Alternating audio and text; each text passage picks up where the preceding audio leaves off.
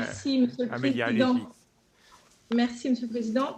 Monsieur le ministre, je vous remercie pour vos précisions concernant les enjeux du prochain Conseil des affaires étrangères dédié au commerce. Je voudrais tout d'abord souligner à l'attention de ceux qui critiquent nos engagements européens combien nous avons au contraire de la chance de faire partie d'un bloc capable de négocier fermement face aux États-Unis ou à la Chine. Que pourrait-on bien négocier seul face à ces géants politiquement et économiquement? Je suis heureuse de constater par ailleurs que l'Europe soit désormais moins naïve dans ses négociations commerciales, ce que vous avez dit aussi, Monsieur le Président Bourlanges, et se dote d'outils permettant de riposter à des agressions économiques. La France est à la pointe de ce combat et je le salue, ainsi que votre travail et celui de nos partenaires européens. Le multilatéralisme est souvent critiqué pour ses lourdeurs ou pour les résultats auxquels il aboutit et qui ne correspondent pas forcément aux attentes de tous, mais ce sont bien ces compromis qui empêchent la guerre économique totale qui contraignent les États à se plier à des règles communes telles que celles de l'Organisation internationale du travail, par exemple. C'est précisément sur l'OMC, en tant que principal outil de ce multilatéralisme, que je souhaite vous interroger. Vous avez rencontré récemment, et vous l'avez cité, la nouvelle directrice générale de l'OMC, Madame Ngozi Okonjo-Iweala, qui est la première femme et la première africaine à prendre la tête de cette organisation. Je me réjouis de cette nomination, qui est une bonne nouvelle pour les femmes et pour l'Afrique.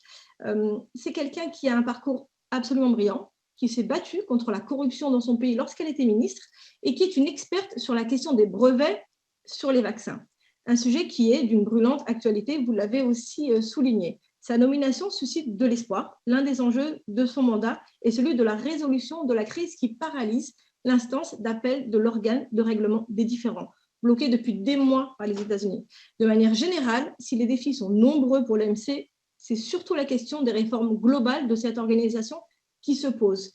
Quelles sont ainsi, Monsieur le ministre, les réformes prioritaires que Madame Ngozi Okonjo-Iweala entend mener? Ce mandat dont on dit qu'il est celui de la dernière chance s'annonce-t-il en phase avec les opinions de la France et plus largement avec celles de nos partenaires européens? Je vous remercie.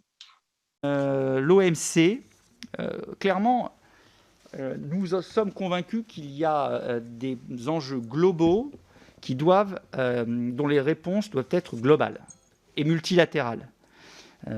Et que donc, nous devons faire en sorte que cette institution fonctionne mieux dans le règlement des différends, fonctionne mieux dans ses missions de négociation commerciale, fonctionne mieux également dans ce qui permet de concourir à bâtir un commerce équitable, durable, juste, et ce qui n'est pas antinomique, à notre avis, d'avancer en Europe sur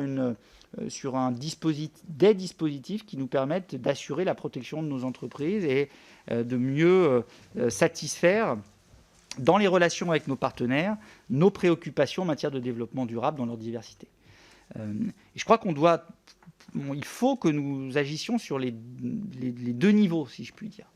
Mais croyez-moi, on veut vraiment aider la nouvelle directrice générale de l'OMC à faire bouger l'institution sur les points que je viens de rappeler.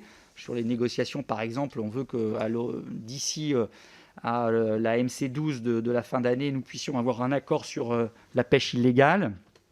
Il y a tout le travail que nous menons aussi sur la pollution par les plastiques des océans.